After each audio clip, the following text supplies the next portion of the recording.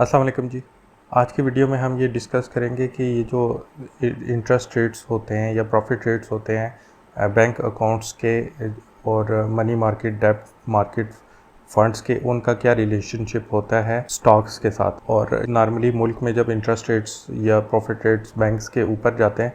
तो स्टॉक्स किस तरह उससे रिएक्ट करते हैं, और इसी तरह जब नीचे जाते हैं तो फिर किस तरह रिएक्ट करते हैं, और फिर इन सब सिनेरियोज़ में हम किस तरह से स्मार्ट इन्वेस्टिंग करके फ़ायदा उठा सकते हैं। वो इन्वेस्टिंग मनी मार्केट वगैरह में या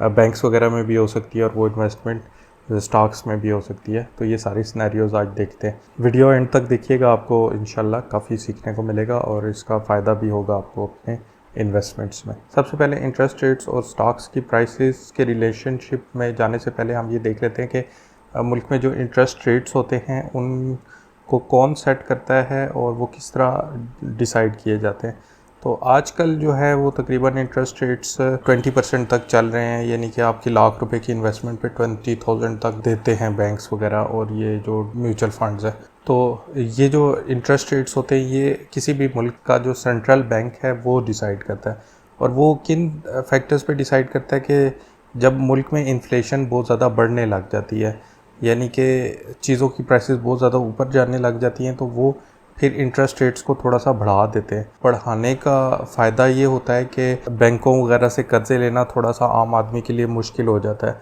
तो जब इंटरेस्ट रेट ज़्यादा हो जाते हैं और लोग देखते हैं कि जब उनको कोई भी कर्ज़ा लेने के लिए इंटरेस्ट रेट जो है वो 15% 20% तक देना पड़ रहा है, तो फिर लोग थोड़ा सा रुक जाते हैं, उसको कम कर देते हैं। तो इस तरह से परचेजिंग पावर ज़्यादा लोगों की कम हो जाती है। और इसी तरह जो गाड़ियाँ वगैरह और specific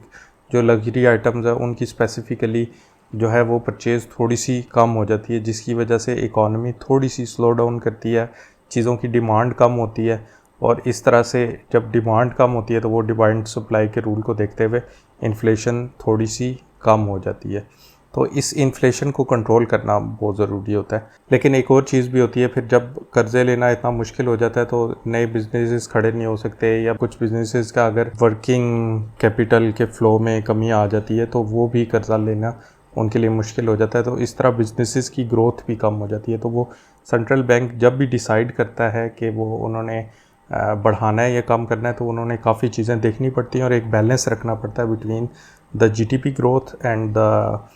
inflation in the country. तो जैसा कि 2021-22 में इंटरेस्ट रेट्स पाकिस्तान में काफ़ी लो हुआ करते थे, नॉर्मल जो उनका है पाकिस्तान में 7-8%, लेकिन आहिस्ता आहिस्ता इन्फ्लेशन जो है वो काफ़ी ज़्यादा हो रही थी। तो उस पर काबू पाने के लिए फिर इंटरेस्ट रेट्स को आहिस्ता आहिस्ता ऊपर किया गया ताकि वो इन्फ्लेशन वगैरह पे काबू पाया जा सके, क्योंकि हम इंपोर्ट बेस्ड इकॉनमी हैं, ज़्यादातर चीज़ें हम इंपोर्ट करते हैं और कम एक्सपोर्ट करते हैं। तो जब लोगों की परचेजिंग पावर काफ़ी बढ़ जाती है तो वो फिर बाहर से भी चीज़ें मंगवाने लग जाते हैं, और फिर पाकिस्तान में जो फ़ॉरेन एक्सचेंज है उसकी भी कमी हो जाती है। तो उसका एक बैलेंस रखना पड़ता है गवर्नमेंट को। पाकिस्तान में एक ये एडिशनल फैक्टर भी है।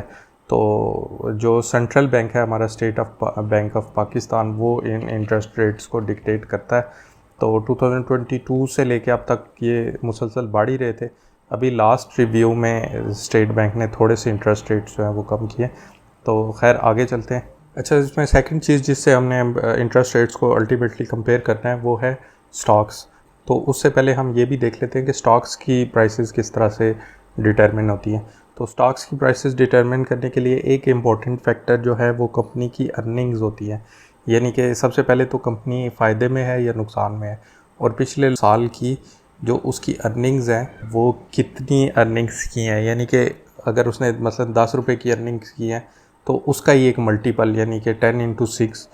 ये मल्टीपल कुछ भी हो सकता है। तो उसकी बेस पे स्टॉक प्राइस एक तो डिसाइड होती है। दूसरा फिर उस कंपनी की जो फ्यूचर प्लान्स हैं, उसकी जो पुरानी रेपुटेशन है, पुरानी रेवेन्यू उसका बढ़ रहा है नहीं बढ़ रहा, तो उसकी बेस पे फिर उसकी डिमांड एक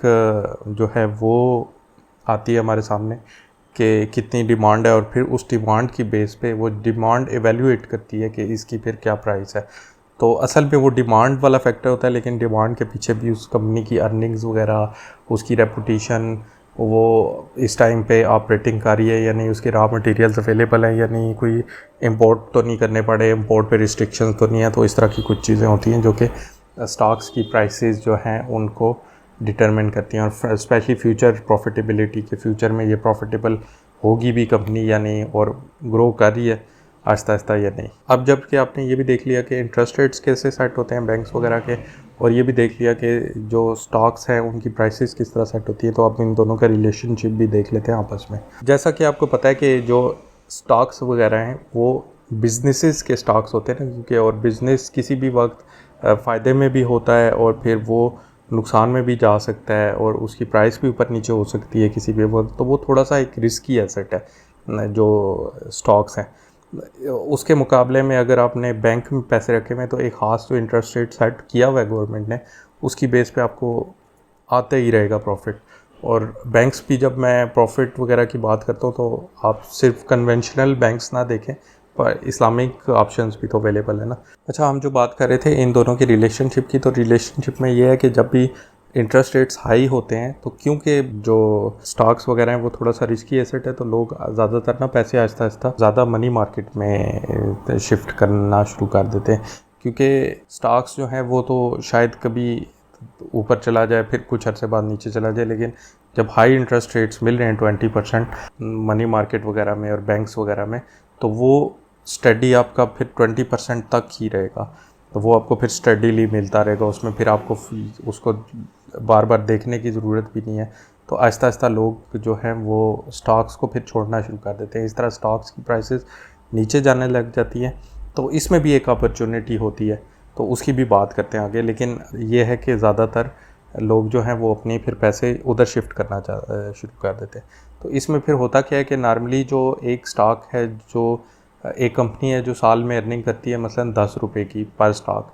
तो नॉर्मली अगर वो 120 रुपये का उसका स्टॉक मिल रहा है, तो इस केस में जब बहुत ज़्यादा इंटरेस्ट रेट हाई हो जाता है तो और लोग ज़्यादा मूव कर गए होते हैं उधर, तो ये कंपनी जो कि 10 रुपये की अर्निंग कर रही है साल की, उसका स्टॉक जो है वो फिर 40 रुपये में मिलने लग जाता है 120 के बजाय। यानी कि आपको इतना सस्ता, उसकी जो वैल्यूएशन होती हैं, इसको प्राइस टू अर्निंग रेशो कहते हैं वैसे, ये जो चीज़ मैं आपको बता रहा हूँ, उसमें जो अर्निंग अगर 10 रुपीज़ है और उसकी प्राइस 40 रुपीज़ पे जो है तकरीबन वो मिल रहा है, तो यानी कि ये एक एग्जांपल मैं दे रहा हूँ। वो जो नॉर्मल मसलन 12 टाइम्स अगर उसकी पीई है तो वो नीचे आके 4 पे मिल जाती है, और वो एक काफ़ी डिस्काउंटेड रेट पे स्टॉक मिल रहा होता है। तो उस वक्त अगर आप स्टॉक्स ख़रीद भी लें, यानी कि कुछ लोग अगर इधर से शिफ्ट हो रहे हैं और आप वापस इधर शिफ्ट हो जाएं, तो उसका भी आपको नुकसान नहीं है, क्योंकि इंटरेस्ट रेट्स का हमेशा हाई रहना तो मुल्क के मुफाद में होता ही नहीं है, क्योंकि ग्रोथ रुक जाती है, जीडीपी ग्रोथ वगैरह सब कुछ रुक जाता है। तो एक ना एक टाइम आएगा जब वापस उन इंटरेस्ट रेट्स को रिवर्स किया जाएगा और नीचे लेके जाया जाएगा। उस वक्त अगर आपने ये कम प्राइस पे स्टॉक्स लिए हुए होंगे तो ये आहिस्ता आहिस्ता ऊपर भी जाएंगे वापस। तो अगर आप इन टाइम्स में जो है वो लेके रख लें, और ये भी मैं नहीं कह रहा कि आप वो जो हाई इंटरेस्ट रेट्स हैं उनसे फ़ायदा ना उठाएं, कुछ आप अपना कैपिटल उधर भी मूव कर सकते हैं आहिस्ता आहिस्ता, अपना जैसे ही इन्वेस्ट कर रहे हों कुछ इधर करते जाएं, कुछ उधर करते जाएं। इवन स्टॉक्स में से कुछ स्ट्रेटजिकली आप उधर मूव कर दें, कुछ ऐसे सेक्टर जो कि ग्रोथ रिलेटेड हैं, जैसे सीमेंट सेक्टर, फिर जो स्टील सेक्टर वगैरह, उसके अगर आपके पास कुछ स्टॉक्स हैं तो उनको कुछ को आप अगर उधर वापस उसमें मनी मार्केट में और बैंक्स में शिफ्ट कर देंगे तो वो उसमें भी कोई हर्ज नहीं है, वो आपको उसका फ़ायदा ही होगा उस टाइम के लिए। अच्छा, एक तो आपने कुछ इन्वेस्टमेंट आपकी अपनी जो है शिफ्ट कर दी मनी मार्केट में जब उनके रेट्स हाई हुए। आप दूसरा काम ये कर सकते हैं कि जो बैंक्स वगैरह के स्टॉक्स हैं और एसेंशियल सेक्टर्स के स्टॉक्स, बैंक्स वगैरह का ये है कि जब मसलन इंटरेस्ट रेट हाई होता है तो ज़्यादातर लोग बैंक्स में, म्यूचुअल फंड्स में इन्वेस्ट करते हैं। तो फाइनेंशियल कंपनीज़ और बैंक्स के स्टॉक्स जो है ना, उनकी प्रॉफिटेबिलिटी बहुत ज़्यादा बढ़ जाती है, और क्योंकि लोग थोड़े से स्टॉक से निकले भी होते हैं तो उनकी प्राइसेस काफ़ी बेहतर होती हैं, जो कि प्राइस आगे ऊपर जाना और ख़ासकर ये डिविडेंड्स वगैरह जो हैं उनका काफ़ी चांस बढ़ जाता है बैंक्स वगैरह का। और एसेंशियल सेक्टर्स में फिर आपके हेल्थ के सेक्टर आ जाते हैं जिनमें अवॉइडेबल है ही नहीं, आपको इकॉनमी नीचे भी जा रही है तो हेल्थ से रिलेटेड तो लोगों ने जाके अपना चेकअप तो करवाना ही है। दूसरी बात यह है कि फिर फर्टिलाइज़र सेक्टर जो है, जो किसान है उसने अपनी फसलों में यूरिया वगैरह डालना ही है, अगर वो नहीं डालेगा तो उसकी फिर जो गंदम है वो काफ़ी कम होगी, या और फसलें। तो यूरिया, डीएपी, जितने भी खादें वगैरह होती हैं, तो ये खादों के स्टॉक्स में आप जा सकते हैं। फिर उसके अलावा आप बैंक्स, फाइनेंशियल सेक्टर, फिर उसके बाद हेल्थ सेक्टर और दूसरे इस तरह के सेक्टर जो कि डॉलर बेस्ड होते हैं, जैसे कि आईटी सेक्टर और मीट के उसमें भी डॉलर लिंक्ड कंपनीज़ हैं। ऑयल में भी काफ़ी जो मार्केटिंग कंपनीज़ वगैरह होती हैं उनका भी लिंक डॉलर और उन चीज़ों से होता है। तो उस तरह की कंपनीज़ आइडेंटिफाई करके उनमें भी आप जा सकते हैं। लेकिन उन टाइमों पे जो ये सीमेंट वगैरह के अगर शुरू में इंटरेस्ट रेट्स ऊपर जाने शुरू हुए ना, तो सीमेंट स्टील वगैरह के जो हैं स्टॉक्स, उनकी प्राइसेस आहिस्ता आहिस्ता नीचे जाने लग जाएंगी। तो वक्ती तौर पे आप जब ये ट्रांजिशन स्टार्ट हो तो आप उनसे आहिस्ता आहिस्ता निकल जाएं। आप कुछ पैसे मनी मार्केट और बैंक्स में शिफ्ट कर लें, कुछ पैसे अपने आप दूसरे जो सेक्टर्स हैं फर्टिलाइज़र वगैरह और बाकी चीज़ों में बैंक्स वगैरह में के स्टॉक्स में शिफ्ट कर लें। फिर इसके अलावा जब इंटरेस्ट रेट्स हाई जा रहे हैं तो ज़ाहिर है लोगों की परचेजिंग पावर कम होगी, तो शायद व्हीकल्स वगैरह और इस तरह की चीज़ें भी कम बिकें, तो उनके भी प्रॉफिटेबिलिटी नीचे आने का चांस होता है। अच्छा, अब आप एक और चीज़ भी सोच रहे होंगे कि जब इंटरेस्ट रेट्स इतने हाई जा चुके हुए हैं, लोग जो हैं वो कर्ज़े भी कम ले रहे हैं, तो फिर मैं ये क्यों कह रहा हूँ कि बैंक्स जो हैं उनमें शिफ्ट करें। बैंक से फिर कौन कर्ज़ा ले रहा होगा और वो फिर प्रॉफिट जो मिल रहा है आपको 16 to 20% वो कौन दे रहा होगा। तो इसमें जो पाकिस्तान के बैंक्स की सबसे बड़ी बारवर है ना, वो पाकिस्तान की गवर्नमेंट है। उनको हमेशा पैसों की ज़रूरत होती है। वो इंटरनेशनल मार्केट से तो IMF वगैरह से और बाकी इंटरनेशनल जो भी ऑर्गेनाइजेशंस हैं या बैंक्स हैं, एशियन डेवलपमेंट बैंक और वर्ल्ड बैंक वगैरह, उनसे तो लेते ही हैं कर्जे। और जो फ्रेंड्स ऑफ पाकिस्तान ग्रुप जो भी कंट्रीज़ वगैरह हैं उनसे भी लेते हैं, लेकिन लोकल बैंक्स से भी बारविंग काफ़ी ज़्यादा करते हैं। और पाकिस्तान की गवर्नमेंट की एक बात यह है कि वो बैंक्स वगैरह से लोकल से कर्जे तो ले लेती है, लेकिन वो डिफ़ॉल्ट उस पर फिर नहीं करती वापस। तो वो टाइम पे करते हैं, हाँ, उसको फिर दोबारा से रिन्यू करा लें कॉन्ट्रैक्ट को, दोबारा वो उसको जो है फिर दोबारा से आगे उसको करा लें। लेकिन ये है कि मतलब इस लिहाज से क्रेडिट रेटिंग उनकी सही है कि वो जो हैं डिफ़ॉल्ट नहीं करते। तो एक बैंक्स के लिए काफ़ी सिक्योर वो होता है कि वो गवर्नमेंट ऑफ पाकिस्तान को लोन देते हैं। तो वो ये नहीं है कि बैंक की जो लोन्स हैं वो बहुत ज़्यादा कम हो जाते हैं ऐसे हालात में। वो फिर भी गवर्नमेंट एक ख़ास उसमें इस्लामिक जो सकूक्स वगैरह हैं, फिर नॉन इस्लामिक उसका जो अल्टरनेटिव है वो, या कन्वेंशनल जिसको कहते हैं टी बिल्स वगैरह, और बाकी डिफरेंट सर्टिफिकेट्स बॉन्ड्स वगैरह के थ्रू गवर्नमेंट लेती रहती है। और फिर जो पाकिस्तान का जो सेक्टर है कॉरपोरेट, उससे भी कुछ ना कुछ एक्टिविटी तो होती ही रहती है। तो वो मतलब बैंक्स की प्रॉफिटेबिलिटी कम नहीं होती, बल्कि उन दिनों इवन बढ़ जाती है। ऐसे टाइम जब इंटरेस्ट रेट्स बहुत ज़्यादा हों और स्टॉक्स की प्राइसेस नीचे गई हुई हों, तो फिर आप इस तरह करें कि आइडेंटिफाई करने की कोशिश करें कौन से ऐसी कंपनीज़ हैं जो कि जितना अर्न करनी है उसके मुताबिक एक उसका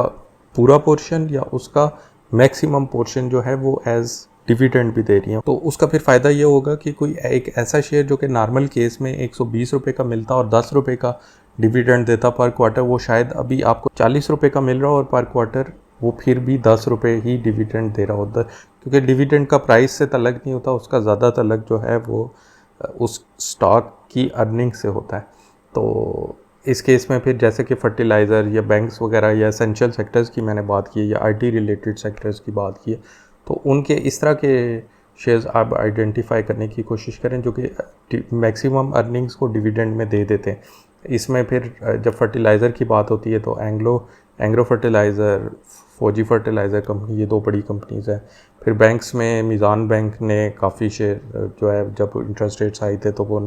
उन्होंने दिए थे, डिविडेंड्स वगैरह दिए थे। फिर इसके अलावा